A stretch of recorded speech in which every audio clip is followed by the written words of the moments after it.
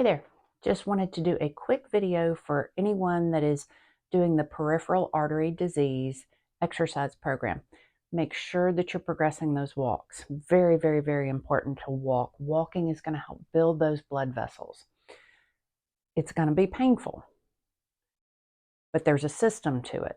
Make sure you watch the video on progressing that. You're working up to 2,000 steps. If you've gotten to your 2,000 steps, let's increase that, set a new goal for 2,500 to 3,000 steps. So start where you are and progress from there. Remember, when you go to the doctor and they tell you, you need to make sure you're doing 30 minutes of walking or get 10,000 steps, that may not be feasible for you at this time. So progress where you are. So I wanted to do a couple of strengthening exercises. So we're going to focus on the lower body. Here's what I want you to do. We're going to start off in sitting. So the first thing we're going to do is we're going to kick out. So this is strengthening the quadriceps. On top of the fact that you're getting a stretch in the hamstring and the calf muscles, which are significantly affected by peripheral artery disease. Now, if you have any back problems, you may have to make some adjustments on your sitting position. But I do kind of want you to stay in an upright chair. You don't need to be doing this in a recliner. It's just going to affect your posture. Make sure your back is back against that chair. Shoulder blades are back and down.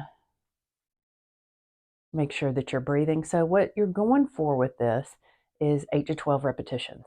So we'll do 8 to 12 repetitions on one side, and then we're going to do the other side. And you may notice that one side's tighter than the other, and you may want to stay there a little bit longer to feel that good stretch. That's fine. 8 to 12 repetitions here. And then we're going to do calf work. So we're going to stay in a seated position starting off. And if you want to add resistance, you can put your hands on top of your knees, but I'm just raising my heels, coming up to my toes. The calves are a high endurance muscle. So when you have a high endurance muscle, you can do more repetitions. So we're going to go anywhere from 12 to 20, whatever you're feeling.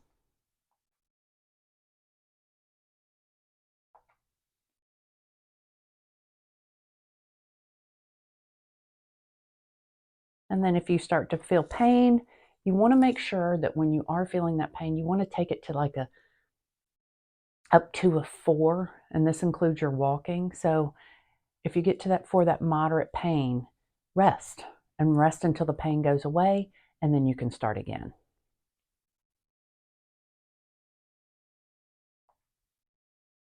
Okay, now we're going to do sit to stand. This is going to be different for every single person. You may also have comorbidities, which means other things going on in your life that affect this as well. Do the best you can where you are. So a sit to stand, this is like an 18-inch chair. If you're tall, you may need to come up from a taller chair if you have that availability. If you don't, use your hands to help, but try to make sure you're using mainly the lower body. So this is basically a squat. I'm going to put my hands here, come up, and then come down. So this is another one of those exercises. You're going to start where you are. So you may not be able to do 10 repetitions. You may be able to do 3. Great. Do 3. This also may be one of those things where you do 3, and then later on today, you do another 3. You want to make sure that you're not using momentum and that you're able to lower yourself slowly. So if that means that you do have to have your hands braced and assist you on that part, that is just fine. So this is strengthening the entire lower body, probably the most functional exercise that you can do.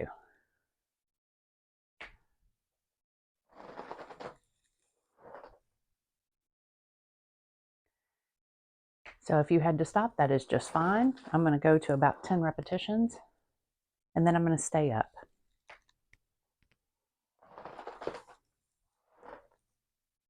Okay, so now I'm going to take my chair, If you have an assistive device that you're using, you can use that as well.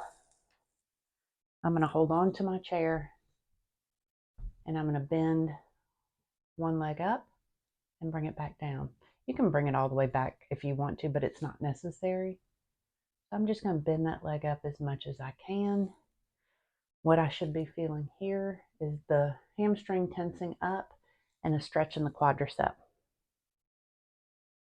It will also stretch the front of the hip, which is good for you, especially because if you have a P.A.D, you're probably sitting a lot. So stretching that hip flexor is very good. Again, you do the repetitions that you can, and if you reach that number 4 on the pain level, stop, rest, come back to it. Aim for 8 to 12 repetitions.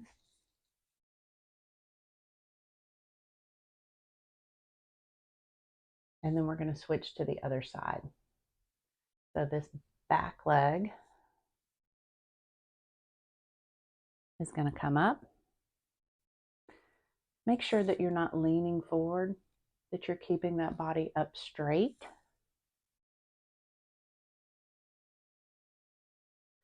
And remember that when you're doing this program, this would be exercises that you would do 2 to 3 days a week in addition to your walking.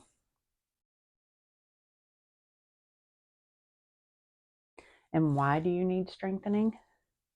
More than likely, if you have P.A.D, you've been sedentary for a while because of the fact that it hurts. There's pain with P.A.D. So you need strengthening to help build the muscles so that when you walk, it's going to be easier for you and for functional activities.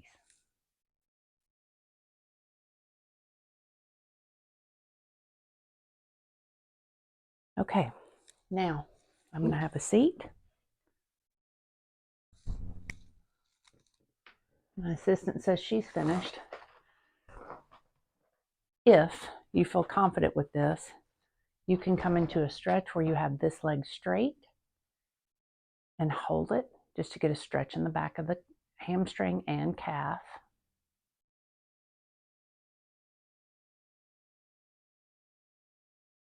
And then you can also do the other side, because sometimes when you perform those hamstring exercises in standing, it'll make the hamstring kind of tight. So pull up again. Sorry for my assistant. She doesn't really follow all instructions of trying to stay out of videos. Hold that.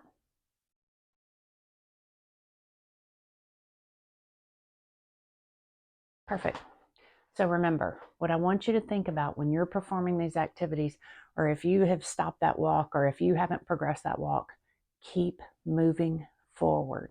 Keep aiming towards that next, if it's 2,000 steps, aim for 3,000. Say, I'm going to progress this. Remember, 4 out of 10 on your pain. When you reach that rest until the pain goes away, then continue with your walk. Have a good day.